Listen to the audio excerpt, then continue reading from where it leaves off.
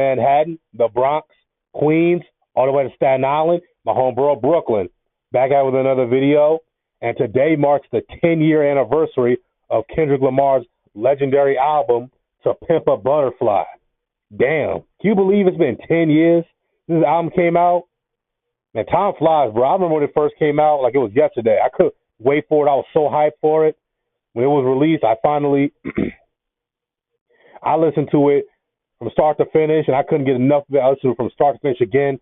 You know, at the time of this album's release, it instantly became my favorite Kendrick Lamar album, passing Good Kid, Mad City and Section 80. I absolutely loved this album, bro.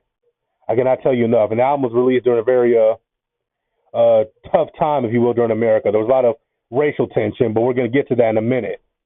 A lot of people consider this the magnum opus of Kendrick Lamar's career. Do I think this is Kendrick's best album? Personally, yes, I do. I'll consider this his best album. No, Damn is probably my personal favorite. And then, of course, Good Kid, Mad City. All three great. I think all three you can make a case for being Kendrick's best album. Of course, you know, there's also Miss Around the Big Steppers and GNX. But personally, I think To Pimp a Butterfly is probably his best album. And he had a lot of assistance from a lot of legendary artists, not just from the hip-hop genre, from other genres as well. Anyway, let's get into this. Of course, this was the second single released prior to the album's release, The Black of the Berry, which was a very, very controversial song. I'll explain why. At the bottom there, it says, The Black of the Berry received rave reviews from contemporary music critics. However, it also elicited controversy due to Kendrick Lamar's commentary on the death of Trayvon Martin. Controversy. The song elicited controversy following the lines, so why did I weep when Trayvon Martin was in the street, when gang banging make me kill a nigga blacker than me? Hypocrite, which people perceived to be Lamar judging the black community. He was. He was trying to get the quote-unquote black community to hold itself accountable, but I'll get to that later. During an interview with MTV News while breaking down To Pimp a Butterfly at the Dove, New York downtown, Lamar spoke about the single, his Billboard interview, and the criticisms he's faced. Lamar stated a few people think it's just talk and it's just rap. No, these are my experiences. When I say gang made me kill a nigga blacker than me, this is my life that I'm talking about. I'm not saying you may not even be from the streets. Know who I am first. Understand where I come from before you make any remarks. Because I've been through a lot and I've seen a lot. Where I come from, I did a lot to tear down my own community. So if you do not recognize that and see 100% flip, please learn it.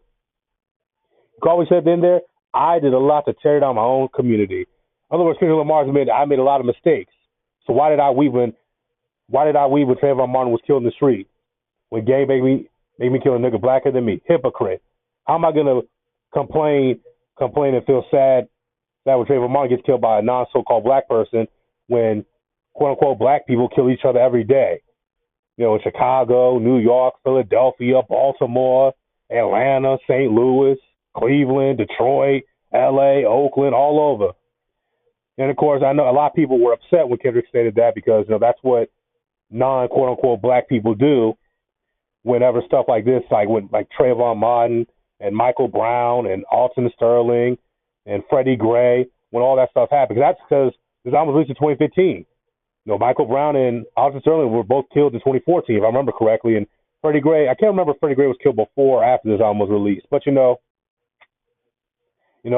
non-so-called black people, they always say, you guys, where's Black Lives Matter when blacks kill each other in Chicago and New York and yada, yada, yada? You know, so on and so forth. A lot of black people get upset about that, even though it's true. You know, we got to police ourselves. We got to hold ourselves accountable, police ourselves. You know, these gangs, these gangbangers, these dope boys, these hookers, so on and so forth, they got to go, man. You know, we got our own problems to solve before we worry about these other races of people. Like, fuck them, you know. I know that might be a very controversial line, but fuck these other people, bro. We got to worry about ourselves, hold ourselves accountable. That's what Kendrick Lamar was doing. And Kendrick, I think, started to try to backpedal a little bit because most of Kendrick's fans are, Money Mike, I'm black, y'all. I'm blackity black, but black, y'all. Those type of super woke dudes. And Lord knows how touchy those dudes and broads can be. Kendrick, I didn't want to upset the majority of his fan base, which I get it. But I agree with Kendrick when he said that right there. Of course, that was the last single released before the album was released, and it got great reviews. 5 mics from the source. Well, the source was still relevant. But I give it 5 mics personally. It was a great album. Of course, King Kunta was the follow up single after the album's release. Where Kendrick Lamar famously interpolated Michael Jackson's. Annie, are you okay? Hey, Annie, are you okay? He also made reference to other artists on that song, like James Brown, so on and so forth. Of course, here's a clip from the music video from Kendrick Lamar, probably Kendrick Lamar's best song ever, All Right, which became a protest anthem during this time period. Like I said, this was when, Freddie Gray and all them brothers were unfortunately killed. It became a protest anthem. The impact of All Right. In 2015, several youth-led protests against police brutality across the country were heard chanting the chorus to All Right.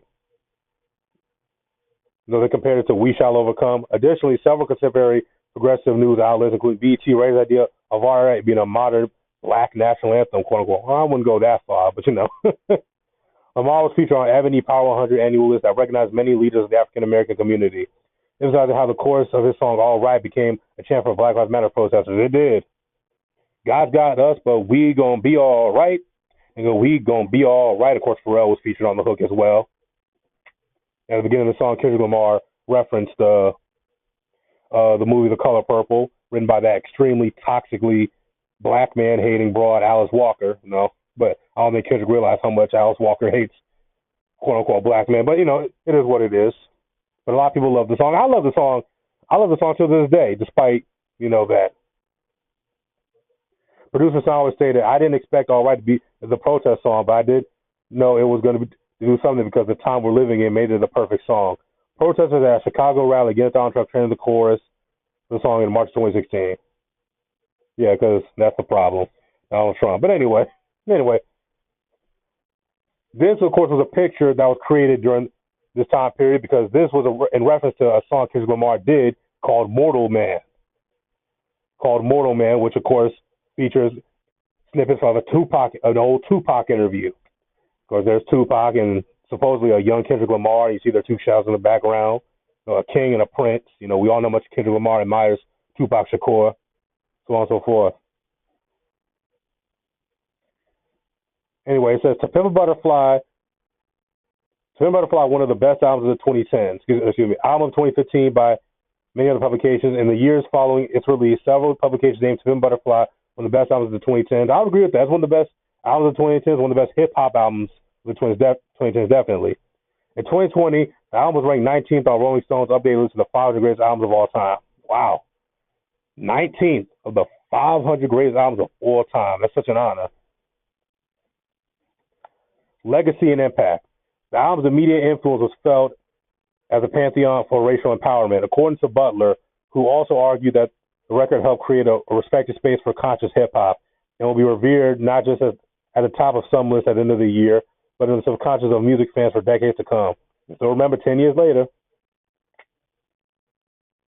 Robert Blair said, Spin Butterfly is crystallized moment in time where Kendrick became a generation's most potent artistic voice. Rock journalist Aaron Williams said the album proved that left field experimental rap can function in both the critical and commercial realms. Jazz saxophonist Kamasi Washington said that the album changed music and we're still seeing the effects of it. The album meant that intellectually stimulating music doesn't have to be underground. It just didn't change the music. It changed the audience. To Pimp a Butterfly was an influence on David Bowie's 2016 album Black Star. As his producer Tony Visconti recalled, he and Bowie were listening to a lot of Kendrick Lamar. It was the fact that Kendrick was so open-minded, he didn't do a straight-up hip-hop record. He threw everything on there. That's exactly what we wanted to do. Yeah, it's a bit of jazz, a bit of spoken word, like I said, experimental hip-hop. It's a great album. Kendrick Lamar's magnum opus to some. I mean, others may disagree. That's perfectly fine. But like I said, I'll never forget where I was this album. This album, like I said, it basically became my favorite Kendrick Lamar album. Absolutely loved it. One of the greatest hip-hop albums of all time. And I can't believe it's been 10 years. Ooh, I'm getting old. I was still in school when this album was released, you know. Now it's 10 years old. So it's going to be 15 years old and 20 years old. And good Lord. But my favorite song from this album, I mean, a lot. I really liked King Kunta. I really liked The Black of the Berry. I really liked All Right. It's hard to pick. If you have my feet to the fire, you have my feet to the fire, I would probably say King Kunta. King Kunta, or you know what? All Right. All Right was my favorite song. All Right, King Kunta, Black of the Berry. I loved all those songs. But it's a great album overall, period. But guys, tell me what you think. What was your favorite song from this album? Tell me in the comment section down below. Where do you rank this amongst Kendrick Lamar's discography? Is it the magnum of his career? I would say so. My favorite album is probably Damn, but being objective, To Pimp Butterfly is probably number one. No, maybe I'll put Good Kid, Mad City at two, and then probably Damn three. I think those are Kendrick's top three albums easily. I mean, other people may disagree. That's perfectly fine. Was this your favorite Kendrick Lamar album? Let me know in the comment section. Do you agree this is one of the best albums of the 2010s? Hip hop albums of the 2010s? Did you give it 5 mics? 5 mics using the sources rating? Did you give it 5 mics and what you guys think? Don't forget to click the like button, subscribe, help a young brother grow on YouTube. I'm going to see you all.